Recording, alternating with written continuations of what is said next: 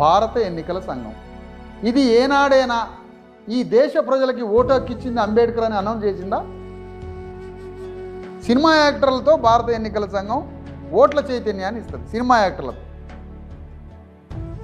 యాక్టర్ల ద్వారా భారత ఎన్నికల సంఘం ఓట్ల చైతన్యం చేసిద్దట. కానీ అంబేద్కర్ ద్వారా ఓటు వచ్చింది అని ఈ దేశ ప్రజలకి ఎన్నికల సంఘం ఎప్పుడైనా చెప్పిందా? ఏ పాలకుడైనా మరి గణతంత్రం జనవరి 26న రాజ్యాంగం అని చెప్పిందా? అంటే ఇంత వాక్యం ఉంది ప్రజలలో రాజ్యాంగం ద్వారా మనం విముక్తి పాలైనాం. అంతకుముందు ఇంత ద్రోహం జరిగిందని ప్రజలకి ఇంత అచైతన్యం ఉన్నప్పుడు మాలాంటి వాడి ప్రయాణం కొండ మీదకి బండిని తోలడమే కదా. ప్రజలు చైతన్యం చేస్తున్నాం.